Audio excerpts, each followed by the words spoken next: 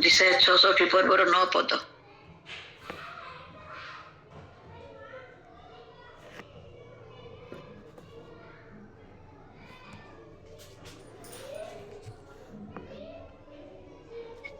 Sudhir भौनी praise the Lord के पढ़ी के सुनाई देवे।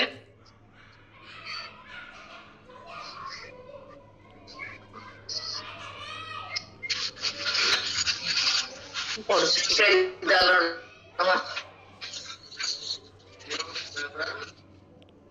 Praise the Lord.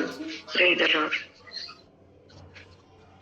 शुणी पारे कौन कहले जिसाय 600 पर्व 9 पद गोटे पाठ करिवे आमे ता आलोचना करिबा। मु पढ़ी दउछि। प्रभु कहती चश्मा टिके प्रभु कहती प्रेज द लॉर्ड। मैसेज लिखा जाए सदा प्रभु कहती आम्भे प्रसव काल उपस्थित करी कि करिबा नाही तुमर परमेश्वर कहती प्रसव करा जाऊ जे आम्भे कराऊ जे आम्भे की गर्भरोध करिबा। धन्यवाद भौणी।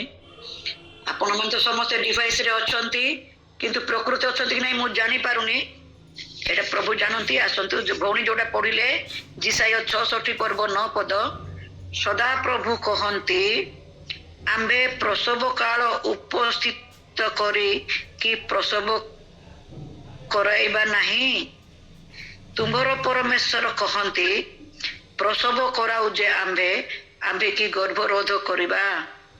ये सदा प्रभु कहती सदा प्रभुंकर मुखर वाक्य आमे जेते बेले गोटे गोटे मां को निमंते प्रार्थना करिथाउ गर्भ एवं निमंते प्रभु तांकर गर्भ द्वार खोली दियंती आ संतान दियंती पुणी संतान मध्य से प्रसव करांती गर्भ मध्य संतान को रखी गर्भ को रोध करती नहीं तार अर्थ अनेक अर्थ अच्छे कि जागतिक भाव में आम यह बुझू जदि आम गोटे गच लगे थाऊ गच बड़ हम फूल हम फल फल फल देखी देखी आम के आनंद उपभोग करवा ना फल फल तोड़ी खाइला परे तार स्वाद को देखी आमर परिश्रम फल पाई तो आम आनंद करिथाउ फल पाइबा परे आम आनंद करिथाउ खाली गच देखी देखी आनंद कर नथाउ। आसंतु यही वाक्य को आलोचना पूर्वर मुझे निजक किसी समय समर्पण करुच्ची। पवित्र प्रभु तुम नाम को धन्यवाद करुच्ची अपराह्न समय देल आमने वाक्य आलोचना करने को जाऊँ साहाय्यकारी पवित्र आत्मा मोर मुखपात्र हुआ मोर जेते भाई भौणी ये उपस्थित अच्छा समस्त आत्मिक चक्षु आत्मिक ज्ञान आत्मिक मन तुम्हें खोली दियो जेपरी यही वाक्य को आम समस्ते बुझी पारिबु निज जीवन रे ताहाकु आमने समीक्षा करिबु। प्रभु पवित्र आत्मा से ज्ञान दियो यीशु नाम रे मागिली आमेन। मुझे प्रथमे आलोचना पूर्वर गोटे उदाहरण देवाकू चाहे। आज आमनकर शिक्षार विषय होची गोटे प्रार्थना। प्रार्थना केते प्रकार अच्छी आज आमनकर प्रार्थनार शीर्षक होची वेदना युक्त प्रार्थना। आज शीर्षक आमर हम वेदना युक्त प्रार्थना हेले वेदना पुणी कौन ता परवर्ती समय आलोचना करवा। गोटे उदाहरण देवी जड़े प्रभुंकर दास दिने तांकर हृदय समस्त कृतांजलि अर्पण करने पर कार्यक्षेत्र को बाहरी जाती। आम ख्रीष्ट विश्वास हिसाब से आम समस्ते जिते बड़े घर बाहर की जाऊँ जेकोसी कार्य को जाऊँ आम समस्ते प्रभु ठारे निज निज को समर्पण हो माने घर बाहरी था से प्रभुंकर दास मध्य समस्त कृतांजलि को प्रभु निकट में समर्पण कर कार्यक्षेत्र को बाहर जाते हेले जिते से बाहर को जाती से अनुभव करती आगे गोटे पाद चिन्ह पड़ी पड़ी जाऊँगी से सदा जल जल जाती जे चली चली हो गाड़ी हो जिते देखती सामने गोटे गोटे पाद चिन्ह पड़ाटा से देखती आ दास जन को खूब खुशी हमें यह से भावती जे मो प्रभु निश्चय मो आगे आगे जाऊ अच्छा से प्रभु को जानती मनीष को देखते नहीं कि मुझे तले किंतु गोटे पाद चिन्ह आग को पाद चिन्ह जीवाटा से देखती आ खुशी होती जे मो सम्मुखें प्रभु जाऊँच आर प्रभु सहित संपर्क दिन को दिन निबिड़ होगा लगे। एपरी किसी दिन गत होते कौन है से देखती सम्मुखें जो पाद चिन्ह देखा जाऊला ता आउ अदृश्य हो जाए से पाद चिन्ह को आउ देखी पारना ସେଇ ପ୍ରଭୁଙ୍କ ଏ ଦାସଙ୍କ ମନରେ ଗୋଟେ ଆଶଙ୍କା ଭରିଗଲା। ଆରେ ମୋ ସହିତ ମୁଁ ସଦା ସର୍ବଦା ମୁଁ ଦେଖୁଥିଲି ପ୍ରଭୁଙ୍କ ଉପସ୍ଥିତିକୁ ବି ଅନୁଭବ କରୁଥିଲି, ସେଇ ପାଦ ଚିହ୍ନ ଆଉ ନାହିଁ। ତାଙ୍କ ମନରେ ନିହାତି ଦୁଃଖ ହେଉଥିବ ଯେ ପ୍ରଭୁ ମୋ ସହିତ ଆଉ ଯାଉନାହାନ୍ତି। ସେ ବହୁତ ଭାରାକ୍ରାନ୍ତ ହେଲେ। କ'ଣ କଲେ ତାପରେ ସେ ଘରକୁ ଫେରନ୍ତି। ଆଉ କ'ଣ କରନ୍ତି, ଗୋଟେ ଉପବାସ ପ୍ରାର୍ଥନା କରନ୍ତି। ତାଙ୍କ ମନରେ ଏତେ ଦୁଃଖ। ଜଣେ ଯଦି ଆମେ ଉପବାସ ପ୍ରାର୍ଥନା କରୁଛୁ, ଅତ୍ୟନ୍ତ ବୋଝ ଯେତେବେଳେ ଆମେ ଅନୁଭବ କରୁ, କଷ୍ଟର ସମାଧାନ ପାଇଁ ଆମେ ଉପବାସ ପ୍ରାର୍ଥନା କରୁ। ସେଇ ପ୍ରଭୁଙ୍କର ଦାସ ଉପବାସରେ ପ୍ରାର୍ଥନାରେ ବସନ୍ତି। ସେ ଆଉ ପାଦ ଚିହ୍ନ ଦେଖୁନାହାନ୍ତି, ସେ ତେଣୁ ସେ ଦୁଃଖିତ। ତାଙ୍କ ପ୍ରାଣର ଆକୁଳ ବେଦନା ସେ ଈଶ୍ୱରଙ୍କ ନିକଟରେ ଢାଳିବାକୁ ଲାଗନ୍ତି। ଯେଉଁ ସମୟରେ ସେ ଉପବାସ ପ୍ରାର୍ଥନାରେ ବସନ୍ତି, ସେ ସମୟ ତାଙ୍କ ହୃଦୟରେ କେତେ ଯେ କଷ୍ଟ ହେଇଥିବ, ତାଙ୍କର ହୃଦୟର ସକଳ ବେଦନା କହିଲେ କଷ୍ଟ। ଆମେ ଯେମିତି ଖାଅ, ଭୁଞ୍ଜ, ଗିଳ, ଏ ଗୋଟେ ଶବ୍ଦ, କିନ୍ତୁ ଉତ୍ତମ ଶବ୍ଦ, ଅଧିକ ଠିକ ଶବ୍ଦ ଖାଇଦିଅ। ଭୁଞ୍ଜ, ଗିଳ ଏ ଶବ୍ଦ ଗୁଡାକ ନୁହଁ। ଆଜି ସେଇପରି ପ୍ରାର୍ଥନା, ଉପବାସ ପ୍ରାର୍ଥନା, ବୋଝର ପ୍ରାର୍ଥନା, ବେଦନାର ପ୍ରାର୍ଥନା, ଏଇପରି ଅନେକ ଶବ୍ଦ ଅଛି। କୋଉ ସମୟରେ କୋଉଟା ପ୍ରୟୋଗ କରାଯାଉଛି। ଏଇ ପ୍ରଭୁଙ୍କ ଦାସ ଜଣକ କ'ଣ କରିଛନ୍ତି, ଉପବାସ ପ୍ରାର୍ଥନାରେ ତାଙ୍କର ହୃଦୟର ସମସ୍ତ ଆକୁଳ ନିବେଦନକୁ, ତାଙ୍କର ବେଦନାକୁ ସେ ଈଶ୍ୱରଙ୍କ ନିକଟରେ ଢାଳିବାକୁ ଲାଗନ୍ତି। ଆଉ ପ୍ରଭୁ ତାଙ୍କର ଆକୁଳ ନିବେଦନର ଉତ୍ତର ଏଇପରି ଦିଅନ୍ତି। ସେ ଏଇପରି ଉତ୍ତର ସେ ପାଇଲେ, ପୂର୍ବରୁ ମୁଁ ତୁମ ଆଗେ ଚାଲୁଥିଲି, ମାତ୍ର ଏବେ ମୁଁ ତୁମକୁ ମୋ ସ୍କନ୍ଧରେ ବହନ କରି ଚାଲୁଅଛି। ତେଣୁ ତୁମ ସମ୍ମୁଖରେ ଆଉ ସେଇ ପାଦ ଚିହ୍ନ ଦେଖାଯାଉ ନାହିଁ, କାରଣ ତୁମେ ଆଉ ଚାଲୁନାହଁ, ମାତ୍ର ମୁଁ ତୁମକୁ ସ୍କନ୍ଧରେ ଧରି ଚାଲୁଅଛି। ଏଥିରୁ ଆପଣ ମାନେ କ'ଣ ବୁଝିଲେ? ମୁଁ ଯାହା ବୁଝିଛି ଆଲୋଚନା କରୁଛି। ଯେତେବେଳେ ସେ ନିଜ ଜୀବନକୁ ସବୁଠାରେ ପ୍ରଭୁଠାରେ ସମର୍ପଣ କଲେ, ପ୍ରଭୁ ତାଙ୍କର ଭାର ବହନ କଲେ। ଆଉ ସେ ନିଜର କଷ୍ଟ, ନିଜ କାନ୍ଦ, ସେଇ ପ୍ରଭୁଙ୍କ ଦାସ ନିଜର କଷ୍ଟ ଆଉ କରୁନାହାନ୍ତି, ପ୍ରଭୁ ତାଙ୍କ କଷ୍ଟକୁ ନେଇଗଲେ। ଅର୍ଥାତ୍ ସେ ଆଉ ଚାଲୁନାହାନ୍ତି, ପ୍ରଭୁ ତାଙ୍କୁ ତାଙ୍କ କାନ୍ଧରେ ତାଙ୍କୁ ବହନ କରିନେଲେ। ସେ ସମର୍ପିତ ହେଲେ, ତାଙ୍କର ବେଦନାକୁ ଢାଳିଲେ। ଖାଲି ସେ ପାଦ ଚିହ୍ନ ପାଇଁ ପ୍ରାର୍ଥନା କରିଥିବେ ତ ତାହା ନୁହେଁ, ତାଙ୍କର ଅନେକ ବୋଝର ଥିଲା। ସେ ଯେତେବେଳେ ଉପବାସ ପ୍ରାର୍ଥନାରେ ନିଜର ହୃଦୟର ବେଦନାକୁ ପ୍ରଭୁଙ୍କ ନିକଟରେ ଢାଳିଲେ, ଆଉ ପ୍ରଭୁ ମଧ୍ୟ ଉତ୍ତର ପୁଣି ଦିଅନ୍ତି। ସେ କହନ୍ତି, ମୋ ସ୍କନ୍ଧରେ ମୁଁ ତୁମକୁ ବହନ କରି ଚାଲୁଅଛି, ତେଣୁ ତୁମ ସମ୍ମୁଖରେ ଆଉ ପାଦ ଚିହ୍ନ ଦେଖାଯାଉ ନାହିଁ। ସେ ତାଙ୍କର ଉତ୍ତର ପାଇଗଲେ। ମୋର ପ୍ରିୟ ଭାଇ ଭଉଣୀ ମାନେ, ଆମେ ଯେତେବେଳେ ଆମର ବେଦନାକୁ ପ୍ରଭୁଙ୍କ ନିକଟରେ ସମ୍ପୂର୍ଣ୍ଣ ଢାଳିଥାଉ, ବେଳେବେଳେ ଆମେ ଅଧା ମଧ୍ୟ ରଖିଥାଉ, ଯୋଉଟା ଚିନ୍ତା କରିଥାଉ ତାହା ପ୍ରଭୁଙ୍କ ଆଗରେ ଆମେ କହିନଥାଉ ମଧ୍ୟ। କିନ୍ତୁ ସେଇଦିନ ଏଇ ପ୍ରଭୁଙ୍କ ଦାସ ତାଙ୍କର ସକଳ ବେଦନାକୁ ଢାଳିଛନ୍ତି, ଆଉ ପ୍ରଭୁ ତାଙ୍କୁ ଉତ୍ତର ଦେଇଛନ୍ତି। ଆଉ ସେ ମଧ୍ୟ ଉତ୍ତର ପାଇଛନ୍ତି। ପାଦ ଚିହ୍ନ ସେ କାହିଁକି ଆଉ ନାହିଁ ତାଙ୍କର, କାରଣ ପ୍ରଭୁ ତାଙ୍କୁ ନିଜକୁ ତାଙ୍କର ଭାର ସେ ସମ୍ପୂର୍ଣ୍ଣ ବହନ କରିଛନ୍ତି। ଆମେ ଯଦି ଏହିପରି ବେଦନା ଯୁକ୍ତ ପ୍ରାର୍ଥନା ଗୁଡ଼ିକ ଆମମାନଙ୍କର ପୁରାତନ ଶାସ୍ତ୍ରରେ ବି, ନୂତନ ନିୟମରେ ବି ଆମେ ଦେଖୁ, ବେଦନା ଯୁକ୍ତ ପ୍ରାର୍ଥନା କିପରି ମହତ୍ କାର୍ଯ୍ୟ କରିଅଛି।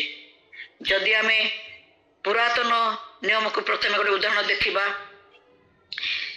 ଭବିଷ୍ୟତ ବକ୍ତ୍ରୀ ମରିୟମ, ଯେ ହାରଣଙ୍କର ଭଗିନୀ, ସେ ତାଙ୍କର ଭାଇ ମୋସାଙ୍କୁ 3 ମାସ ଠାରୁ ଗୋପନରେ ଜଗି ରହିଥିଲେ। ଆଉ ସେ ମୋସାଙ୍କ ଦ୍ୱାରା, ଯୋଉ ମୋସାଙ୍କ ପାଇଁ କାଳକ୍ରମେ ଈଶ୍ୱର କ'ଣ କରିଛନ୍ତି, ଈଶ୍ୱର ଗୁରୁତ୍ୱପୂର୍ଣ୍ଣ କାର୍ଯ୍ୟ ସାଧନ କରିଛନ୍ତି। ସେଇ ସମୟରେ ମୋସାଙ୍କର ମା, ମୋସାଙ୍କର ଭଉଣୀ ପରିବାର ତାଙ୍କ ନିମନ୍ତେ କେତେ ବ୍ୟଥିତ ଥିବେ, କେତେ ପ୍ରାର୍ଥନା କରିଥିବେ। ଗୋଟେ ଛୋଟ ଶିଶୁ ସନ୍ତାନକୁ ପାଣିରେ ଭସା ଦିଆଯାଉଛି। କେତେ ଆମେ ଯଦି ସେଇ ସମୟକୁ ଯିବା, ଆମେ ବି ଭାବିବା, ଆମ ପିଲା ଟିକେ ଖଟରେ ମାନେ ପବନ ବାଜିଲେ, ଥଣ୍ଡା ହେଲେ ଆମେ କେତେ ବ୍ୟଥିତ ହଉଛୁ। ଗୋଟେ ସନ୍ତାନକୁ ଗୋଟେ ପାଣିରେ ଭସେଇଛନ୍ତି। ଆଉ ତାପରେ କି ପ୍ରକାର ପ୍ରାର୍ଥନା ସେ ପରିବାର ଥିବ, ତାଙ୍କ ମାତାଙ୍କର, ତାଙ୍କ ପିତାଙ୍କର, ତାଙ୍କର ଭାଇ ଭଉଣୀଙ୍କର, ସପରିବାରଙ୍କର ପ୍ରାର୍ଥନା କିପରି ହେଇଥିବ ଆମେ ନିଜେ ଅନୁଭବ କରିବା। ଆଉ ସେଦିନ ପ୍ରଭୁ ତାହାଙ୍କୁ କିପରି ବ୍ୟବହାର କରୁଛନ୍ତି। ସେଇ ମୋସାଙ୍କ ଦ୍ୱାରା ଈଶ୍ୱର ଗୁରୁତ୍ୱପୂର୍ଣ୍ଣ କ'ଣ ସାଧନ କଲେ ଆପଣ ମାନେ ଜାଣନ୍ତି। ମିଶ୍ର ଲୋକମାନଙ୍କ ଠାରୁ ଓ ଫାରୋଙ୍କର କବଳରୁ ଇସ୍ରାଏଲ ଲୋକମାନଙ୍କୁ ସୁଫସାଗର ମଧ୍ୟ ଦେଇ ଉଦ୍ଧାର କରିବା ନିମନ୍ତେ ଈଶ୍ୱର ତାଙ୍କୁ ବ୍ୟବହାର କଲେ। ମାତ୍ର ମିଶ୍ର ଲୋକମାନଙ୍କୁ କିମ୍ବା ତାଙ୍କର ରଥ ଅସରୁଣ ସଦାପ୍ରଭୁ ସମୁଦ୍ର ମଧ୍ୟରେ ନିକ୍ଷେପ କଲେ। ଆମେ ଯେତେବେଳେ ଯାତ୍ରା ପୁସ୍ତକ 14-15 ପର୍ବ ପଢୁ ଡିଟେଲ ଭାବେ ଆମେ ତାହା ଜାଣିପାରୁ। ଆଉ ଯୋଦ୍ୱାରା ଫାରୋଙ୍କର ଯେତେ ସୈନ୍ୟ ସାମନ୍ତ ଜଣେ ହିଁ ଅବଶିଷ୍ଟ ରହିଲେ ନାହିଁ। ଆଉ କେବଳ ଇସ୍ରାଏଲ ଲୋକମାନଙ୍କର ଅନ୍ତରର ବେଦନା ଯେତେବେଳେ ଈଶ୍ୱରଙ୍କ ନିକଟରେ ଗୃହୀତ ହେଲା, କାଳକ୍ରମେ ମଉସା ବଢେଇଛନ୍ତି ଇସ୍ରାଏଲ ଲୋକମାନଙ୍କର ଦୁଃଖ କଷ୍ଟ ପ୍ରାର୍ଥନା ନିବେଦନ କେତେ ସେ ସମୟରେ ଥିବ କଷ୍ଟ ଆଉ ତାଙ୍କର ଅନ୍ତରର ବେଦନା ସେମାନେ ପ୍ରଭୁଙ୍କ ନିକଟରେ ଢାଳିଛନ୍ତି। ଆଉ ଯେତେବେଳେ ଈଶ୍ୱରଙ୍କ ନିକଟରେ ତାହା ଗୃହୀତ ହେଲା, ପ୍ରଭୁ ଆଶ୍ଚର୍ଯ୍ୟ କାର୍ଯ୍ୟ କରୁଛନ୍ତି। ଇସ୍ରାଏଲ ଲୋକମାନଙ୍କୁ ଉଦ୍ଧାର କରିବା ନିମନ୍ତେ ସେ ମଉସାଙ୍କୁ ବ୍ୟବହାର କଲେ। ଆଉ ଇସ୍ରାଏଲ ଲୋକମାନଙ୍କର ବେଦନା ଯୁକ୍ତ ପ୍ରାର୍ଥନା ଦ୍ୱାରା ସେମାନେ ଫାରୋଙ୍କ ବନ୍ଧନରୁ ମୁକ୍ତ ହେଲେ। ମାନେ ବେଦନା ଯୁକ୍ତ ପ୍ରାର୍ଥନା। ପ୍ରଥମ ସାମୁଏଲ 1:15 ମଧ୍ୟ ଆମେ ଦେଖୁ ପୁରାତନ ଶାସ୍ତ୍ର ଆଉ ଗୋଟେ ଉଦାହରଣ। ଇସ୍ରାଏଲ ଲୋକମାନଙ୍କର ବେଦନାର ପ୍ରାର୍ଥନା ପରମେଶ୍ୱରଙ୍କ ନିକଟରେ ଗୃହୀତ ହୋଇଛି। ଆଉ ପରମେଶ୍ୱର ମଉସାଙ୍କୁ ବ୍ୟବହାର କରିଛନ୍ତି ଆଉ ତାଙ୍କୁ ଉଦ୍ଧାର କରିଛନ୍ତି। ଆଉ ଗୋଟେ ଆମେ ନିତ୍ୟ ପଢୁଛୁ ପ୍ରଥମ ସାମୁଏଲ 1:15 ଆମେ ଦେଖୁ ହାନା ଜଣେ ଦୁଃଖିନୀ ନାରୀ, କାରଣ ସେ ବନ୍ଧ୍ୟା ଥିଲେ, ତାଙ୍କର ସନ୍ତାନ ସନ୍ତତି ନଥିଲେ। ଆଉ ତାଙ୍କର ମଧ୍ୟ କାହିଁକି ସେ ଦୁଃଖୀ ଥିଲେ, ତାଙ୍କର ସପତ୍ନୀ ସୌତୁଣୀ ହାନାଙ୍କ ଦୁର୍ବଳତାର ସୁଯୋଗ ନେଇ ତାଙ୍କୁ କଣ କରନ୍ତି, ବାରମ୍ବାର ଅତିଶୟ ବିରକ୍ତ ସେ କରୁଥିଲେ। ହାନାର ମନର କଷ୍ଟ ଆଉ ହୃଦୟର ଯନ୍ତ୍ରଣା ନେଇ ସେ କଣ କରନ୍ତି, ହାନା ବିଶ୍ୱାସର ସହ ଈଶ୍ୱରଙ୍କର ନିକଟରେ ଆପଣା ପ୍ରାଣର ବେଦନା ଢାଳିଲେ। ସେଇ ସମୟ ତାଙ୍କ ନିମନ୍ତେ କେତେ କଷ୍ଟଦାୟକ। ଜଣେ ଜଣଙ୍କୁ ଦେଖେଇ ଶିଖେଇକି କହିବାଟା ଶୁଣି ଗ୍ରହଣ କରିବାଟା ଆମମାନଙ୍କ ଜୀବନରେ ବହୁତ କଷ୍ଟଦାୟକ। ଆଉ ସେ ସମୟରେ ସେ ଆଉ କୌଣସି ଡାକ୍ତର କଥା ଲେଖାଯାଏ ନାହିଁ, କୋଉଠି ଯାଇନାହାନ୍ତି। ସେ ପରମେଶ୍ୱରଙ୍କ ନିକଟରେ ନିଜର ହୃଦୟର ସେ ବେଦନାକୁ ଢାଳିଲେ। ଆଉ ହାନାଙ୍କ ହୃଦୟର ବେଦନା ଯୁକ୍ତ ପ୍ରାର୍ଥନା ଈଶ୍ୱରଙ୍କ ନିକଟରେ ଗ୍ରାହ୍ୟ ବଳି ହେଲା। ଆମେ ଜାଣୁ ତା ପରବର୍ତ୍ତୀ କଣ ଅଛି, ଈଶ୍ୱର ସାମୁଏଲଙ୍କୁ ତାଙ୍କ କୋଳରେ ଦେଲେ ଆଉ ଏହିପରି ଗୋଟେ ସନ୍ତାନ ଦେଲେ ଯେ ସେ ଜଣେ ଭାବବାଦୀ ହେଲେ, ଇସ୍ରାଏଲର ବିଚାରକର୍ତ୍ତା ରୂପେ ପରିଚିତ ହେଲେ। ପ୍ରିୟମାନେ, ଆମମାନଙ୍କର ବେଦନା ଯୁକ୍ତ ପ୍ରାର୍ଥନା କେବେ ଅନ୍ୟଥା ହେବ ନାହିଁ। ଟିକେ ଟିକେ ସିରିୟସଲି କରୁଛୁ। ବେଦନା କହିଲେ ଅତି କଷ୍ଟ ଯେତେବେଳେ ଆମେ ଅନୁଭବ କରୁ। ଆଉ ପ୍ରଭୁ ଜାଣନ୍ତି, ପ୍ରଭୁ ଆମେ କେତେ କେତେ ପ୍ରକାର ବିଚିତ୍ର ଭାବେ କିପରି ପ୍ରାର୍ଥନା କରୁଛୁ, କେଉଁ ବିଷୟ ପାଇଁ କିପରି ଭାବେ ପ୍ରାର୍ଥନା କରୁଛୁ, ପ୍ରଭୁ ତ ଜାଣନ୍ତି, ସେ ତ ସର୍ବଦର୍ଶୀ। ଆଉ ସେଦିନ ହାନାଙ୍କର ପ୍ରାର୍ଥନା ମଧ୍ୟ ପ୍ରଭୁଙ୍କ ନିକଟରେ ଗ୍ରାହ୍ୟ ବଳି ହେଇଛି। ଆଉ ପ୍ରଭୁ ତାକୁ ଯେଉଁ ଉତ୍ତର ଦେଇଛନ୍ତି ଆଶ୍ଚର୍ଯ୍ୟ ଭାବେ, ଗୋଟେ ସେଇ ସନ୍ତାନ ପରବର୍ତ୍ତୀ ସମୟରେ ସେ ଭବିଷ୍ୟତ ବକ୍ତା ହେଇଛନ୍ତି, ସେ ବିଚାରକର୍ତ୍ତା ମଧ୍ୟ ହେଇଛନ୍ତି। ପ୍ରଭୁଙ୍କର ଯୋଜନା ମହାନ। ଏମାନଙ୍କର ବେଦନାର ପ୍ରାର୍ଥନା ପ୍ରଭୁଙ୍କ ନିକଟରେ ଗ୍ରାହ୍ୟ ହେଇଥାଏ। ଯଦି ଆମେ ନୂତନ ନିୟମରେ ଆମେ ଦେଖୁ, ପ୍ରଭୁ ଯୀଶୁ ଖ୍ରୀଷ୍ଟଙ୍କର ମାତା ମରିୟମ ଜଣେ ଗୋଟେ ସାଧାରଣ, ଆପଣମାନଙ୍କ ଭଳି ଗୋଟେ ସାଧାରଣ ସେ ନାରୀ ଥିଲେ। ମାତ୍ର ସେ କଣ କରୁଥିଲେ, ସେ ଯେତେବେଳେ ଦୂତଙ୍କ ଦ୍ୱାରା ଈଶ୍ୱରଙ୍କ ଯେ ସମ୍ଭାଷଣ ପାଇଲେ, ଯୋଉଟା କି ଆମେ କଣ ପଢୁଛୁ ଲୁକ 1:38 ଯଦି ପଢୁଛୁ, ଆମେ ପଢିବା ନାହିଁ, ସମୟ ଅଳ୍ପ, ତେଣୁ ଆମମାନେ ସମସ୍ତେ ଜାଣିଛେ ଯୀଶୁଙ୍କର ଜନ୍ମ ବିଷୟ ଲୁକ ପୁସ୍ତକ 1:38 ଯୋଉ ଲେଖାଯାଏ।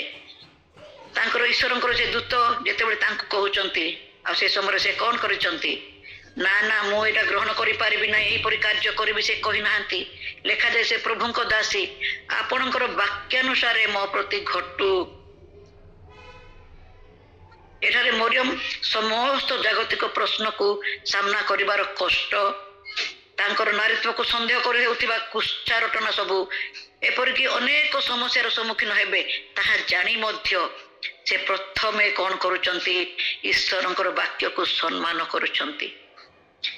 ସମ୍ମାନ ଖାଲି କଲେ ନାହିଁ, ତାହାକୁ ଗ୍ରହଣ କରି ପାଳନ କରୁଛନ୍ତି। ମାତ୍ର ଏସବୁ ବେଦନାକୁ ସେ ହୃଦୟରେ ଚାପି ରଖିଲେ ଲେଖାଯାଇଛି। ଆପଣମାନେ ଡିଟେଲ୍ସ ପଢୁଛନ୍ତି, ଦେଖିଛନ୍ତି, ଆଉ ପଢିବା ନାହିଁ ଖାଲି ଆଲୋଚନା କରିବା। ତାଙ୍କ ସମୟରେ ଏଇ ଯେତେବେଳେ ଦୂତଙ୍କ ଦ୍ୱାରା ସମ୍ଭାଷଣ ତାଙ୍କ ନିକଟକୁ ଆସିଛି, ଗୋଟେ କୁମାରୀ କନ୍ୟା ଗ୍ରହଣ କରିବା କେତେ କଷ୍ଟଦାୟକ। ଆମେ ପଛକୁ ଲାଇଫ ଯଦି ଫେରିବା, ଆମ ଯୁବ ସମୟରେ ଯଦି ଏହିପରି ଆମମାନଙ୍କୁ ଦାୟିତ୍ୱ ଦିଆଯାଇଥାନ୍ତା, ଆମ ଜୀବନରେ ଆମେ କଣ କରିଥାନ୍ତେ। କିନ୍ତୁ ମରିୟମଙ୍କର ଆଜି ସେଇ ସମସ୍ତ ତ୍ୟାଗ ଦ୍ୱାରା ଆଜି ଆମେ କେତେ ଆଶୀର୍ବାଦ ପ୍ରାପ୍ତ ହେଇଛୁ। ସେ ସମସ୍ତର ସେ ସମୟର ସେ କଷ୍ଟକୁ ବେଦନାକୁ ସେ କଣ କରିଛନ୍ତି, ସବୁ ହୃଦୟରେ ଚାପି ରଖି ଈଶ୍ୱରଙ୍କ ଉଦ୍ଦେଶ୍ୟରେ ସଫଳ କରିବା ନିମନ୍ତେ ସେ କଣ କରିଛନ୍ତି, ଅନୁମତି ପ୍ରଦାନ କଲେ। ସେ ଅନୁମତି ଦେଲେ। ଯେତେବେଳେ ଦୂତ କହୁଛନ୍ତି ସେ ହଁ ବୋଲି କହିଛନ୍ତି, ସ୍ୱୀକାର କରିଛନ୍ତି। ଆଉ ଖ୍ରୀଷ୍ଟ ଯୀଶୁଙ୍କର ଜନ୍ମ ସମୟରେ ତାଙ୍କୁ ଏହିପରି ସମୟ ଆସିଲା, ସେ ପ୍ରଥମ ମାସରୁ ଦ୍ୱିତୀୟ ତୃତୀୟ ନବମ ମାସ ପର୍ଯ୍ୟନ୍ତ କେତେ ସାମାଜିକ ସମସ୍ୟା ନେଇ ସେ ଆଗକୁ ଯାଇଥିବେ, କେତେ ଲୁଚୁଥିବେ, କେତେ କାହାକୁ ଉତ୍ତର ଦେଉଥିବେ, ତାଙ୍କ ପରିବାର ବର୍ଗ ଆତ୍ମୀୟ ସ୍ୱଜନ, ସେଟା ଅନେକ ଚିନ୍ତାର ବାହାର କଥା। ଏଟା ଯେତେବେଳେ ଯୀଶୁ ଜନ୍ମ ହେବେ ସେଇ ସମୟରେ ମଧ୍ୟ ତାଙ୍କ ନିମନ୍ତେ ଗୋଟେ ଉତ୍ତମ ସ୍ଥାନ ନଥିଲା, କିନ୍ତୁ ସେ ଜାଣିଥିଲେ ଯେ ସେ ପରିତ୍ରାଣ କର୍ତ୍ତାଙ୍କ ଲାଳନ ପାଳନ କରୁଛନ୍ତି। ସେ ଯେତେବେଳେ ଜଗତର ସମସ୍ୟାକୁ ବି ଦେଖୁଛନ୍ତି, କିନ୍ତୁ ସେ ନିଜକୁ ସେ ପ୍ରସ୍ତୁତ କରୁଛନ୍ତି, ଯେହେତୁ ସେ ତାଙ୍କ ଗର୍ଭରେ ଜଗତର ତ୍ରାଣକର୍ତ୍ତାଙ୍କୁ ସେ ଲାଳନ ପାଳନ କରୁଛନ୍ତି। ଏହି ପୁତ୍ର ଦିନେ ସମସ୍ତଙ୍କୁ ଛାଡ଼ି ଚାଲିଯିବେ, ସେଟା ମଧ୍ୟ ସେ ଜାଣିଛନ୍ତି ଦୂତଙ୍କ ଦ୍ୱାରା। ସେ ଜନ୍ମ ହେବେ, ଜଗତର ମନୁଷ୍ୟ ମାନଙ୍କ ନିମନ୍ତେ ସେ ବଳୀକୃତ ହେବେ, ଏହି ବିଷୟ ସବୁ ସେ ପରବର୍ତ୍ତୀ ସମୟରେ ସେ ଜାଣିଛନ୍ତି। ତଥାପି ତାଙ୍କ ହୃଦୟର ସକଳ ବେଦନା କଷ୍ଟକୁ ସେ ଚାପି ରଖି ଏ କଣ କରୁଛନ୍ତି, ସେ ସାବଧାନର ସହିତ ଆପଣ ହୃଦୟରେ ରଖିଲେ। ଲେଖାଯାଏ ଲୁକ 2:51 খ ଅଂଶରେ ଲେଖାଯାଏ, ସେ କିପରି ସେ ସମସ୍ତ ବିଷୟକୁ ହୃଦୟରେ ଚାପି ରଖୁଛନ୍ତି। ମୁଁ ତାଙ୍କୁ ଜନ୍ମ ଦେବି, ସେ ବଡ଼ ହେବେ, ସେ ନିର୍ଯାତିତ ହେବେ, କ୍ରୁଶାର୍ପିତ ହେବେ, ଉତ୍ଥିତ ମଧ୍ୟ ହେବେ, ସେ ସମସ୍ତ ବିଷୟ ସେ ଜାଣିଛନ୍ତି। ମାତା ମରିୟମଙ୍କ ହୃଦୟର ଗୁପ୍ତ ବେଦନା, ସାମାଜିକ ନିନ୍ଦାର ବେଦନା, ଆଉ ପୁତ୍ର ଭାବରେ ପରିତ୍ରାଣକର୍ତ୍ତାଙ୍କୁ ଜନ୍ମ ଦେଇ ସେ କଣ କରୁଛନ୍ତି, ତାଙ୍କୁ ହରାଇବାର ବେଦନା ମଧ୍ୟ ଅତି ଯନ୍ତ୍ରଣାଦାୟକ ଥିଲେ ମଧ୍ୟ ସେ କଣ କରୁଛନ୍ତି, ସେ ଯନ୍ତ୍ରଣା ବେଦନାକୁ ସେ କଣ କରୁଛନ୍ତି, ଈଶ୍ୱରଙ୍କର ବାଧ୍ୟ ହେବା ଦ୍ୱାରା ମୁକ୍ତିର ପଥ ପାଇବା ପାଇଁ ସହଜ ହେଲା। ସେ ଗୋଟେ ବାଧ୍ୟ ହେଲେ ସକଳ ବେଦନାକୁ, କୋଉ ବେଦନା, ଏ ସାମାଜିକ ବେଦନା, ଲୋକଙ୍କର କଷ୍ଟର ବେଦନା, ଗୁପ୍ତ ବିଷୟ ସବୁ, ଆଉ ତାଙ୍କୁ ପୁତ୍ର ଭାବରେ ପରିତ୍ରାଣକର୍ତ୍ତାଙ୍କୁ ସେ ଜନ୍ମ ଦେବେ, ପୁଣି ତାଙ୍କୁ ପୁଣି ହରେଇବେ, ସେ ସମସ୍ତ ଯନ୍ତ୍ରଣାଦାୟକ ଥିଲେ ମଧ୍ୟ ସେ ବେଦନାକୁ ସେ କଣ କରୁଛନ୍ତି, ଈଶ୍ୱରଙ୍କର ବାଧ୍ୟ ଦ୍ୱାରା, ସେ ବାକ୍ୟର ବାଧ୍ୟ ଦ୍ୱାରା ସେ କଣ କରୁଛନ୍ତି, ଆଗାମୀ ଦିନରେ ଜଗତର ଲୋକମାନଙ୍କ ନିମନ୍ତେ ସେ ସମସ୍ତ କଷ୍ଟ ସେ ସହୁଛନ୍ତି। ଆଉ ଜଗତର ଲୋକମାନେ କିପରି ମୁକ୍ତିର ପଥ ପାଇବେ, ସେଥିପାଇଁ ସେ ନିଜକୁ ମଧ୍ୟ ପ୍ରସ୍ତୁତ କରୁଛନ୍ତି। ଗୋଟିଏ ନାରୀ, ଏଡ଼େ ବଡ଼ ବିଶାଳ ଜଗତର ଲୋକମାନଙ୍କର ଉଦ୍ଧାର କରିବା ପାଇଁ ଜଣେ ନାରୀ, କୁମାରୀ କନ୍ୟା, ସେ କେତେ ବେଦନା ସହୁଛନ୍ତି। ଆମେ ନିଜକୁ ସେଇ ସ୍ଥାନରେ ରଖି ଯଦି ଆମେ ଅନୁଭବ କରିବା କେତେ ଯନ୍ତ୍ରଣାଦାୟକ, ଆଉ ସେ ବେଦନାକୁ ନିଜ ହୃଦୟରେ ଚାପି ରଖୁଛନ୍ତି। ସେ ବେଦନା ଆମକୁ କଣ କଣ ଶିକ୍ଷା ଦିଏ ମୋର ପ୍ରିୟ ମଣ୍ଡଳୀ? ସେ ବେଦନା ଦ୍ୱାରା ଆମେ ଦୁଃଖ ଯଦି ଆମ ଜୀବନକୁ ଆସେ, ଆମେ ଏଇଠି ଆସୁ ଜଗତର ଦୁଃଖ, ଆମେ 20 କି 30 40 50 ବର୍ଷ ବଞ୍ଚିବା, ଦୁଃଖ ସବୁଦିନ ରହେ ନାହିଁ, ଏଇଟା ଅଳ୍ପ ଦିନ। ଯେହେତୁ କୌଣସି ମନୁଷ୍ୟ ଆମେ ଆରମ୍ଭରୁ ଶେଷ ପର୍ଯ୍ୟନ୍ତ ଦୁଃଖରେ ଅଛି, ଆମେ ତାହା ଜାଣିନାହୁଁ। ଦୁଃଖ ଆମକୁ ମନେ ପକେଇ ଦିଏ ଯେ ଆମେ ଏଠି ବେଶୀ ଦିନ ନହୁଁ, ଆମେ ଅଳ୍ପ ଦିନ। ଆଉ ଗୋଟେ ଦୁଃଖ ଆମକୁ ଯେ ଉତ୍ସାହିତ କରେ, ଶକ୍ତି ମଧ୍ୟ ପ୍ରଦାନ କରେ। ଯେତେବେଳେ ଦୁଃଖ ଆସେ ଆମେ ପ୍ରାର୍ଥନା ଯାଉ, ଈଶ୍ୱରଙ୍କର ସାମର୍ଥ୍ୟକୁ ବୁଝୁ, ଈଶ୍ୱରଙ୍କର ମହାନତାକୁ ବୁଝୁ, ତାଙ୍କ ଚରଣ ତଳେ ଯିବା ଦ୍ୱାରା ଆମେ ଈଶ୍ୱରଙ୍କର ଶକ୍ତି ସାମର୍ଥ୍ୟକୁ ବୁଝିଥାଉ ଦୁଃଖ ମଧ୍ୟ ଦେଇ। ଆଉ ଦୁଃଖ ମଧ୍ୟ ଆମକୁ ଅତି ନିକଟଗାମୀ କରେ ପ୍ରଭୁଙ୍କର। କେମିତି ନିକଟଗାମୀ କରେ? ଆମେ ବାରମ୍ବାର ପ୍ରାର୍ଥନା କରୁ, ଯେତେବେଳେ ଦୁଃଖ ସମସ୍ୟା ଆସୁଛି ଆମେ କଣ କରୁ, ପ୍ରଭୁଙ୍କର ଅତି ନିକଟଗାମୀ ହଉ, ପ୍ରଭୁଙ୍କ ସହିତ ସୁସମ୍ପର୍କ ସ୍ଥାପନ କରୁ। ଦୁଃଖ ଆମକୁ ପ୍ରଭୁଙ୍କ ସହିତ ସୁସମ୍ପର୍କ ସ୍ଥାପନ କରିଦିଏ। ଦୁଃଖ ଆମକୁ ସମସ୍ତ ଶକ୍ତି ସହ୍ୟ କରିବା ପାଇଁ ଶକ୍ତି ପ୍ରଦାନ କରେ। ଦୁଃଖ ଆମକୁ ଜଣେଇ ଦିଏ ଯେ ତୁମେ ଏଇ ଜଗତରେ ବେଶୀ ଦିନ ନୁହଁ, ଯେହେତୁ ଆମେ ପ୍ରଭୁଙ୍କୁ ଜାଣିଛୁ, ବାକ୍ୟକୁ ଜାଣୁଛୁ। କାରଣ ସଦାପ୍ରଭୁ ଭଗ୍ନାନ୍ତକରଣ ମାନଙ୍କର ନିକଟବର୍ତ୍ତୀ ଅଟନ୍ତି। ଆମର ହୃଦୟର ଦୁଃଖ ସମସ୍ୟା ବେଦନା ପ୍ରଭୁ ଦେଖୁଛନ୍ତି, ଜାଣୁଛନ୍ତି। ଜଗତରେ ଆମେ ଥିବା ସମୟରେ ଆମେ ଏଇଟା କଷ୍ଟ ଯଦି ଆମେ ବେଦନାକୁ ଯଦି ଅନୁଭବ କରୁନୁ, ଖାମଖିଆଲ ଯଦି ବଞ୍ଚୁଛୁ, ତ ହୁଏତ ଆମମାନଙ୍କର ଜୀବନରେ ପରିବର୍ତ୍ତିତ ହବ ନାହିଁ। କିନ୍ତୁ ଯଦି ଖ୍ରୀଷ୍ଟ ବିଶ୍ୱାସୀ ହିସାବରେ ଯଦି ଆମମାନେ ଏଇ ଦୁଃଖ ସମସ୍ୟା ସମୟରେ, କଷ୍ଟ ସମୟରେ ଈଶ୍ୱରଙ୍କର ଶକ୍ତି ସାମର୍ଥ୍ୟକୁ ବୁଝିବା, ଈଶ୍ୱରଙ୍କ ସହିତ ସୁସମ୍ପର୍କ ରଖିବା, ପ୍ରଭୁ ତେବେ ଆମମାନଙ୍କର ହୃଦୟର ସମସ୍ୟାକୁ ସେ ବୁଝନ୍ତି। ଆମମାନଙ୍କର ଗୀତ ସଂହିତା ଲେଖାଯାଏ 34 ପର୍ବ 18 ପଦରେ ହେଲେ କଣ ଲେଖାଯାଏ? ସେ ଭଗ୍ନାନ୍ତକରଣ ମାନଙ୍କୁ ସୁସ୍ଥ କରନ୍ତି। ଗୀତ ସଂହିତା 147:3 ମଧ୍ୟ ଲେଖାଯାଏ। ଆଉ ବେଦନା ଯୁକ୍ତ ପ୍ରାର୍ଥନା ହେଉଛି ହୃଦୟର ଏକ ଗଭୀର ଅନୁଭୂତି। ଏଇ ଯୋଉ ବେଦନା ଯୁକ୍ତ ପ୍ରାର୍ଥନା ହଉଛି ଗୋଟେ ଦୁଃଖ ହୃଦୟର ଏକ ଗଭୀର ଅନୁଭୂତି। ପ୍ରଭୁ ଯୀଶୁ ଖ୍ରୀଷ୍ଟଙ୍କର କୃଷାର୍ପିତ ସମୟ ପରେ ଗେଥସେମନ ନାମକ ସ୍ଥାନକୁ ଯାଇ ସେ ପ୍ରାର୍ଥନା କଲେ। ସେତେବେଳେ ଶିଷ୍ୟମାନଙ୍କୁ ସେ କହିବାକୁ ଲାଗିଲେ, କଣ କହିଲେ? ସେ ଏକାକି ଯାଇଥିଲେ ଆଉ ଶିଷ୍ୟମାନଙ୍କୁ ସେ କହିବାକୁ ଲାଗିଲେ, ମୋର ପ୍ରାଣ ମୃତ୍ୟୁ ଭୋଗ କରିବା ପରେ ସଫଳ ଅଛି। ଯୀଶୁ ଯଦିଓ ଈଶ୍ୱରଙ୍କର ପୁତ୍ର, ଯେହେତୁ ଜଗତିକ ଶରୀର ନେଇ ଜଗତକୁ ସେ ଆସିଛନ୍ତି, ସେ ମଧ୍ୟ ଜଗତର ସମସ୍ୟା କଷ୍ଟକୁ ସେ ସହ୍ୟ କରିବା କଷ୍ଟ ହଉଛି। ତେଣୁ ସେ କଣ କହୁଛନ୍ତି? ମୋର ପ୍ରାଣ ମୃତ୍ୟୁ ଭୋଗ କରିବା ପାଇଁ ଅତ୍ୟନ୍ତ ଶୋକାକୁଳ ହଉଅଛି। ଯାହା ଲେଖାଯାଏ ଆମମାନଙ୍କର ମାଥ୍ୟୁ, ଆମେ ଯଦି 26 ପର୍ବର 36 ଯଦି ପଢିବା, ତାଙ୍କର ବେଦନା କଷ୍ଟ କିପରି ଥିଲା। ମୋର ପ୍ରିୟ ମଣ୍ଡଳୀ, ପ୍ରଭୁ ଯୀଶୁ ଜାଣୁଛନ୍ତି ମୁଁ ଏଇ ସମୟରେ ମୃତ୍ୟୁଭୋଗ କରିବି। ସେ ତ ଜଗତର ଶାରୀରିକ ମନୁଷ୍ୟ, ନିତାନ୍ତ ସେ କଷ୍ଟ ହଉଛି। ତାଙ୍କର ରକ୍ତ ଘନ ଘନ ମାନେ ତାଙ୍କର ଝାଳ ରକ୍ତ ଟୋପା ଟୋପା ବହିଲା ଲେଖାଯାଏ। କେତେ ସେ କଷ୍ଟ ଅନୁଭବ କରୁଛନ୍ତି। ଯଦି ଜାଗତିକ ଉଦାହରଣ ଆମେ ଦେଖିବା, ଆଜିକାଲି ଏଇ ଯୋଉ କ୍ୟାନ୍ସର ପେସେଣ୍ଟ, ଆମମାନଙ୍କର HIV ପେସେଣ୍ଟ, ପଜିଟିଭ ପେସେଣ୍ଟ ମାନଙ୍କର ଭୟ, ସେ ମାସେ ପରେ କିମ୍ବା 2 ମାସ ପରେ 3 ମାସ ପରେ ମରିବେ, ଡାକ୍ତର ଯାହା କହନ୍ତି, 6 ମାସ ପରେ ମରିବେ। ସେ ବ୍ୟକ୍ତିମାନେ ପ୍ରତ୍ୟେକ ସମୟରେ ମୃତ୍ୟୁକୁ ସଙ୍ଗରେ ଧରି ବୁଲୁଥାନ୍ତି। ଯାହାର ଦେହରେ କ୍ୟାନ୍ସର ହେଇଛି, ଯାହାର ଦେହରେ HIV ପଜିଟିଭ ବି ରହିଛି, ଯାହା ଦେହରେ ସାଂଘାତିକ ରୋଗ ରହିଛି, ସେହିପରି ବ୍ୟକ୍ତିମାନେ କଣ କରୁଛନ୍ତି? ପ୍ରତ୍ୟେକ ସମୟରେ ମୃତ୍ୟୁକୁ ସଙ୍ଗରେ ଧରି ବୁଲୁଥାନ୍ତି। ସେମାନେ ଜାଣିଥାନ୍ତି ସେମାନଙ୍କ ଜୀବନର ଦିନ ସରି ସରି ଆସୁଛି, ଆଉ ସେମାନଙ୍କ ହୃଦୟର ବେଦନା ଆଉ ମନର କୋହ ଯନ୍ତ୍ରଣାଦାୟକ ଥିବ ନିହାତି। ଆଉ ଏମାନଙ୍କର ମର୍ମାହତର ପ୍ରାର୍ଥନା ହେଉଛି ବେଦନା ଯୁକ୍ତ ପ୍ରାର୍ଥନା। ସେହିପରି ରୋଗୀମାନେ କେତେ ପ୍ରଭୁଙ୍କ ନିକଟରେ ପ୍ରାର୍ଥନା କରୁଥିବେ, ଯୋଉମାନେ ପ୍ରଭୁଙ୍କୁ ଜାଣିଛନ୍ତି। ବିଜାତି ମାନେ ମଧ୍ୟ ସେମାନେ ତାଙ୍କର ସେ ଦେବାଦେବୀଙ୍କୁ ନିତାନ୍ତ ଡାକୁଥିବେ, ଯେହେତୁ ମୃତ୍ୟୁକୁ ସେମାନେ ସଙ୍ଗରେ ଧରିକି ରହିଛନ୍ତି। ଆମେ ବି ମୃତ୍ୟୁ ହେବା ଆମେ ଜାଣିନୁ, କାଲି ମୃତ୍ୟୁ ହେବା କି ସନ୍ଧ୍ୟାରେ ଜାଣିନୁ, କିନ୍ତୁ ଯେତେବେଳେ ଶରୀରରେ ଗୋଟେ ରୋଗ ରହୁଛି ଯୋଉଟା କି ଡାକ୍ତର ମାନେ ବ୍ୟକ୍ତ କରୁଛନ୍ତି, ତମେ 3 ମାସ, ତମ ପାଖରେ କ୍ୟାନ୍ସର ଅଛି, ତମ ପାଖରେ HIV ପଜିଟିଭ ଅଛି, ତମ ପାଖରେ ଏହି ରୋଗ ଅଛି, ବିଭିନ୍ନ ରୋଗର ନାଁ ଗୁଡା ରହିଛି, ଆଉ ଡାକ୍ତର ମଧ୍ୟ କହିଥାନ୍ତି ତମେ 6 ମାସ ବର୍ଷେ ବଞ୍ଚିବ। ସେ ସମୟରେ ଗୋଟେ ମନୁଷ୍ୟର ହୃଦୟର ଦୁଃଖ କେତେ ହେଇଥିବ, ଆଉ ସେମାନେ କେତେ ବେଦନା ଯୁକ୍ତ ପ୍ରାର୍ଥନା ସେମାନେ କରୁଥିବେ।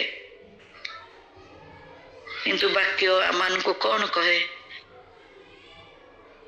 ଗୀତ ସଂହିତା 50 ପର୍ବ 14-15 ପଦ ଯଦି ପଢାଯାଏ, ସଙ୍କଟ ଦିନରେ ଆମ୍ଭକୁ ଡାକ, ଆମ୍ଭେ ତୁମ୍ଭକୁ ଉଦ୍ଧାର କରିବା। ଆଜି ମଧ୍ୟ ଆମେ ଉଦାହରଣ ଦେଖୁଛୁ, ଅନେକ ଡାକ୍ତରଖାନାରେ ଯୋଉମାନେ ଡାକ୍ତର ଡିକ୍ଲେୟାର କରୁଛନ୍ତି ତମେ ମରିବ ବଞ୍ଚିବ ନାହିଁ, କିନ୍ତୁ ଆଜି ଅନେକଙ୍କର ବିଶ୍ୱାସର ପ୍ରାର୍ଥନା ଦ୍ୱାରା ସେ ମୃତ୍ୟୁ ମନୁଷ୍ୟ ଠାରୁ ଦୂରକୁ ଯାଉଛି। ସେମାନେ ପୁନର୍ବାର ଆଉ ଥରେ ବଞ୍ଚୁଛନ୍ତି ଆୟୁଷ ନେଇକି। ପ୍ରଭୁ କହନ୍ତି ସଙ୍କଟ ଦିନରେ ଆମ୍ଭକୁ ଡାକ, ଆମ୍ଭେ ଉଦ୍ଧାର କରିବା। ପ୍ରଭୁ ଉଦ୍ଧାର କରି ଆସୁଛନ୍ତି। ହୁଏତ ଆମମାନଙ୍କର ଦୁର୍ବଳ ବିଶ୍ୱାସ ପାଇଁ ଆମେ ବେଳେ ବେଳେ କିଛିଟା ଉତ୍ତର ପାଇନଥାଉ, କିନ୍ତୁ ଅନେକ ଆମେ ଦେଖୁଛୁ ପ୍ରଭୁ କିପରି ମହାନ ମହାନ କାର୍ଯ୍ୟ କରନ୍ତି। ସେ ଉଦ୍ଧାରକାରୀ, ସେ ମୁକ୍ତିଦାତା, ସେ ଦୟାମୟ, ସେ କ୍ଷମାମୟ। ଆଉ ଯୋହନ 14 ପର୍ବ 13-14 ଲେଖାଯାଏ, ମୋ ନାମରେ ଯାହା କିଛି ମାଗିବ ମୁଁ ତାହା କରିବି। ଏପରି ପ୍ରାର୍ଥନା ବିଷୟ ଅନେକ ରେଫରେନ୍ସ ଆମେ ଦେଖୁଛୁ। ମାଥ୍ୟୁ 21:22 ମଧ୍ୟ ଲେଖାଯାଏ, ବିଶ୍ୱାସ କରି ପ୍ରାର୍ଥନାରେ ଯାହା କିଛି ମାଗିବ ସେ ସବୁ ପାଇବ। ମୋର ପ୍ରିୟ ମଣ୍ଡଳୀ, ଆମେ ବେଳେ ବେଳେ ମାଗିଥାଉ, ବେଳେ ବେଳେ ପାଇଥାଉ, ବେଳେ ବେଳେ ପାଇନଥାଉ। ବେଳେ ବେଳେ ନ ପାଇବାର ଅର୍ଥ ବି ହଉଛି ପ୍ରଭୁ ତାଙ୍କର କାର୍ଯ୍ୟ, ପ୍ରଭୁଙ୍କ ଦୃଷ୍ଟିରେ ତାହା ଉତ୍ତମ ନଥିବ। ଯେପରି ଏଇ ବ୍ୟକ୍ତି ଯେତେବେଳେ ପ୍ରଥମ ଉଦାହରଣ ଦେଲି, ସେ ଯେତେବେଳେ ପାଦ ଚିହ୍ନ ଦେଖୁନାହାନ୍ତି, ଅଲରେଡି ପ୍ରଭୁ ତାଙ୍କର ଭାର ସେ ବହନ କରିଛନ୍ତି। ପ୍ରଭୁ ତାଙ୍କୁ ଚାଲିବାକୁ ଦଉନାହାନ୍ତି, ପ୍ରଭୁ ତାଙ୍କର ଅଲରେଡି ସେ ଦାୟିତ୍ୱ ନେଇ ଅଛନ୍ତି।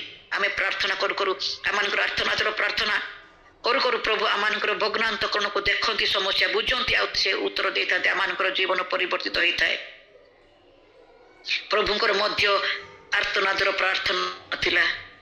ଆର୍ତ୍ତନାଦର ପ୍ରାର୍ଥନା ପ୍ରଭୁ ଯୀଶୁ କଲେ। ସେଦିନ ବେଦନା ଯୁକ୍ତ ପ୍ରାର୍ଥନା ହାନା କଲେ, ଆଉ ନିରବତାରେ ଅପେକ୍ଷାରେ ମରିୟମ ଆପଣା ହୃଦୟର ବେଦନାକୁ ମଧ୍ୟ ଚାପି ରଖି ପ୍ରାର୍ଥନା କଲେ। ଆଉ ଆମେ ଯଦି ଦେଖିବା, ପାଉଲ ମଣ୍ଡଳୀ ଗୁଡ଼ିକ ନିମନ୍ତେ ବୋଝଗ୍ରସ୍ତ ହୋଇ ପ୍ରାର୍ଥନା କଲେ। ପିତରଙ୍କ ମୁକ୍ତି ନିମନ୍ତେ ସାରା ରାତି ଜାଗ୍ରତ ରହି ମଣ୍ଡଳୀ ପ୍ରାର୍ଥନା କଲେ। ଆଜି ସେଇ ଜଗତର ମୁକ୍ତି ନିମନ୍ତେ ମୋର ଏବଂ ଆପଣଙ୍କର ପ୍ରାର୍ଥନାର ଆବଶ୍ୟକ ରହିଛି। ମୋର ପ୍ରିୟ ମଣ୍ଡଳୀ, ଆଉ ସେଟା କିପରି ପ୍ରାର୍ଥନା ହେବା ଆବଶ୍ୟକ ରହିଛି? ତାହା ଗୋଟେ ବେଦନା ଯୁକ୍ତ ପ୍ରାର୍ଥନା ହେଉ। ଆମେ ଯେତେବେଳେ ପ୍ରାର୍ଥନା କରୁଛୁ ନିଜ ପୁଅ ଝିଅ କାହିଁକି ଉପବାସ ପ୍ରାର୍ଥନା କରୁଛୁ ବୋଝର ସହିତ, କେବଳ ପରିବାର ମୋ ପୁଅ ପାଇଁ ମୋ ସ୍ୱାମୀ ଝିଅ ପାଇଁ ନୁହେଁ, ଆମେ ବୋଝର ସହିତ ବେଦନା ଯୁକ୍ତ ଆମେ ପ୍ରାର୍ଥନା କରୁ। ତାହା ପ୍ରଭୁ ଚାହାନ୍ତି। ମୋର ପ୍ରତିବାସୀ, ମୋର ମଣ୍ଡଳୀ, ମୋର ଶତ୍ରୁମାନେ ଯେଉଁମାନେ ଆମକୁ ଶତ୍ରୁ ଭାବନ୍ତି ସେମାନଙ୍କ ପାଇଁ ଆମେ ବେଦନାର ପ୍ରାର୍ଥନା କରିବା। ସେଥିପାଇଁ ପ୍ରଭୁ ଆଜି ଆମମାନଙ୍କୁ କଥା କହୁଛନ୍ତି, କେବଳ ନିଜ ପରିବାର ପାଇଁ ନୁହେଁ, ନିଜ ମାଙ୍କ ପାଇଁ ନୁହେଁ, ନିଜ ଭଉଣୀ ପାଇଁ ନୁହେଁ, ମୋର ପ୍ରିୟମାନେ ସମସ୍ତେ ଆମେ ପ୍ରିୟ, ଆମେ ଭାଇ ଭଉଣୀ, ଆମେ ଗୋଟେ ରକ୍ତ। ଯଦିଓ ଆମେ ଭିନ୍ନ ଭାଷା ଭିନ୍ନ ଧର୍ମ ଗ୍ରହଣ କରୁଛୁ, କିନ୍ତୁ ପ୍ରଭୁ ଆପଣ ସାଦୃଶ ପ୍ରତିମୂର୍ତ୍ତିରେ ପ୍ରତ୍ୟେକ ମନୁଷ୍ୟକୁ ନିର୍ମାଣ କରିଅଛନ୍ତି। ଆମେ ସମସ୍ତେ ଭାଇ ଭଉଣୀ। ସେମାନେ ପ୍ରଭୁଙ୍କର ପରିଚୟ ନ ପାଇବା ହେତୁ ଆଜି ଆମମାନଙ୍କୁ ଶତ୍ରୁତା ଆଚରଣ କରନ୍ତି, କିନ୍ତୁ ତାହା ଆମେ ଭୁଲିଯିବା ସେମାନଙ୍କ ପାଇଁ ଯେଉଁମାନେ ଆମକୁ ଶତ୍ରୁତା ଆଚରଣ କରନ୍ତି, ଯେଉଁମାନେ ପ୍ରଭୁଙ୍କର ନିନ୍ଦା କରନ୍ତି, ଯେଉଁମାନେ ଏ ପର୍ଯ୍ୟନ୍ତ ଅନ୍ଧକାରରେ ଅଛନ୍ତି, ସେହିପରି ପ୍ରତ୍ୟେକଙ୍କ ନିମନ୍ତେ, ପୃଥିବୀର ପ୍ରତ୍ୟେକ ମନୁଷ୍ୟମାନଙ୍କ ନିମନ୍ତେ ଆମେ ବେଦନା ଯୁକ୍ତ ପ୍ରାର୍ଥନା କରୁ। ଆଜି ଯେପରି ଜଗତ ମୁକ୍ତି ପାଇବ, ଆଉ ମୋର ଆପଣଙ୍କର ପ୍ରାର୍ଥନା ସେଇ ବେଦନା ଯୁକ୍ତ ପ୍ରାର୍ଥନା ହେଉ। ସାଧାରଣ ପ୍ରାର୍ଥନା ନ ହଉ, ସେ ବେଦନା ଯୁକ୍ତ ପ୍ରାର୍ଥନା ହଉ। ତେବେ ଗର୍ଭ ବେଦନା ମଧ୍ୟ ଦେଇ ଆମକୁ ଯେଉଁ ନେଇ ଆସୁଥିବା ପରମେଶ୍ୱର ଗର୍ଭରୋଧ କରିବେ ନାହିଁ। ସେଇ ଗର୍ଭ ବେଦନାରୁ ସୃଷ୍ଟି ହେବ ଏକ ମଙ୍ଗଳଜନକ ବିଷୟ, ଆଶ୍ଚର୍ଯ୍ୟ କାର୍ଯ୍ୟ ହବ, ମଙ୍ଗଳର ବିଷୟ ହବ ଯଦି ଆମେ ବେଦନା ଯୁକ୍ତ ପ୍ରାର୍ଥନା କରୁ। ଯେପରି ମରିୟମ ତାଙ୍କର ବେଦନା ଯୁକ୍ତ ପ୍ରାର୍ଥନା ପ୍ରଭୁଙ୍କ ନିକଟରେ ଢାଳିଥିଲେ। ପ୍ରିୟ ମଣ୍ଡଳୀ, ପ୍ରାର୍ଥନା କରୁ। ସମସ୍ତେ ଆମେ ଉଦାହରଣ ଦେଲୁ, ପ୍ରଭୁଙ୍କର ପ୍ରାର୍ଥନା ଆର୍ତ୍ତନାଦର ପ୍ରାର୍ଥନା ଥିଲା ପ୍ରଭୁ ଯୀଶୁଙ୍କର। ଆଉ ହାନାର ବେଦନା ଯୁକ୍ତ ପ୍ରାର୍ଥନା ଥିଲା, ଆଉ ନିରବରେ ଅପେକ୍ଷା କଲେ। ମରିୟମ ଆପଣର ହୃଦୟର ବେଦନାକୁ ସେ ଚାପି ରଖି ପ୍ରାର୍ଥନା କଲେ। ଆଉ ପାଉଲ ମଣ୍ଡଳୀ ନିମନ୍ତେ ପ୍ରାର୍ଥନା କଲେ, ପିତରଙ୍କ ନିମନ୍ତେ ମଣ୍ଡଳୀ ସାରା ରାତି ପ୍ରାର୍ଥନା କଲେ, ଆଉ ସମସ୍ତେ ମୁକ୍ତି ପାଇଲେ। ଆଜି ଆମମାନଙ୍କର ମଧ୍ୟ ସେପରି ବେଦନା ଯୁକ୍ତ ପ୍ରାର୍ଥନା ହେଉ, ଯେପରି ଜଗତର ପ୍ରତ୍ୟେକ ମାନବ ଜାତି ପ୍ରଭୁଙ୍କର ଆଗମନ ପୂର୍ବରୁ ପ୍ରଭୁ ସେମାନଙ୍କୁ କଥା କହିବେ, ଆଉ ସମସ୍ତେ ଆମେ ମୁକ୍ତି ପାଇବା, ଅନ୍ଧକାର ରାଜ୍ୟରୁ ଆମେ ଆଲୋକକୁ ଆସିବା। এই ଅଳ୍ପ ଆଲୋଚନା ଉପରେ ପ୍ରଭୁ ଆଶୀର୍ବାଦ କରନ୍ତୁ। ଆମେନ୍।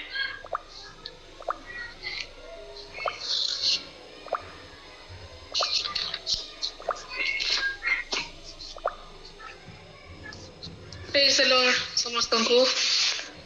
କି ବ୍ଲିଡିଂ କରୁଥିଲେ କି?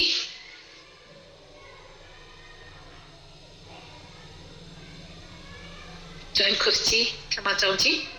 ଆଉ ତଥାପି ଯେତିକି ଶୁଣିଛି ବେଦନା ଯୁକ୍ତ ପ୍ରାର୍ଥନା ପ୍ରଭୁ ଆମ ଠାରୁ ଆଶା କରନ୍ତି, କାରଣ ଆମେ ଯଦି ବେଦନା ଭରା ପ୍ରାର୍ଥନାରେ ନ ଆସୁ ତାହେଲେ ଆମେ କୃତଜ୍ଞତା ହୃଦୟ ଆସେ ନାହିଁ, ଆମେ ସମ୍ପୂର୍ଣ୍ଣ ଭାଙ୍ଗି ଯାଉ ଆଉ ସମ୍ପୂର୍ଣ୍ଣ ସମର୍ପିତ ହେଇଯାଉ। ବେଦନା ଯେତେବେଳେ ଆସେ ଆମକୁ ଆଉ କିଛି ଦେଖାଯାଏନି, କେବଳ ପ୍ରଭୁ ହିଁ ଉଦ୍ଧାରକର୍ତ୍ତା ବୋଲି ଆମେ ଭାବୁ। ଆମ ଜୀବନରେ ଆସେ ସେଇ ଧାରଣା, ଆଉ ସେତେବେଳେ ପ୍ରଭୁ ଆମ ହୃଦୟରେ କାର୍ଯ୍ୟ କରନ୍ତି। ସମ୍ପୂର୍ଣ୍ଣ ସମର୍ପିତ ସେଇ ସମୟରେ ଆସେ। ମାନେ ଭଉଣୀ ବହୁତ ସୁନ୍ଦର ବିଷୟ କହୁଥିଲେ, କିନ୍ତୁ ଆଉ ତା ଆଗରୁ କ'ଣ ଥିଲା ମୁଁ ଶୁଣିନି, କ୍ଷମା କରିବେ।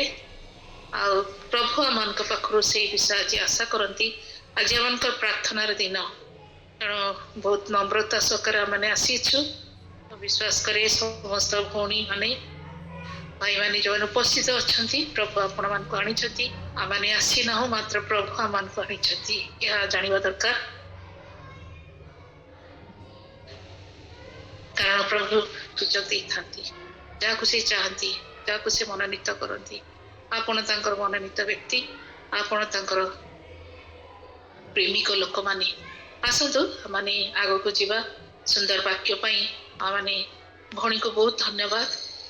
ଆଉ ବହୁତ ସୁନ୍ଦର ଭାବରେ ସେ ରଖିଲେ ତାଙ୍କର ବାକ୍ୟ, ଆପଣମାନେ ଶୁଣିଛନ୍ତି ନିଶ୍ଚୟ। ଧନ୍ୟବାଦ ପ୍ରଭୁଙ୍କ ନିକଟରେ। ଆସନ୍ତୁ ଆମେ ଆମମାନଙ୍କ ମଧ୍ୟରେ ମାମି ଭଉଣୀ ଅଛନ୍ତି। ପ୍ରେଜ୍ ଦ ଲର୍ଡ ମାମି ଭଉଣୀ। ଆଜ୍ଞା ଆଜ୍ଞା ଦିଦି, ପାଇଁ ପ୍ରାର୍ଥନା କରିବେ ଆଉ ଭଉଣୀଙ୍କ ପାଇଁ ପ୍ରାର୍ଥନା କରିବେ। ବାକ୍ୟ କାର୍ଯ୍ୟକାରୀ ହବ ଆମ ସାଙ୍ଗରେ। ବାକ୍ୟ ଆମ ସହିତ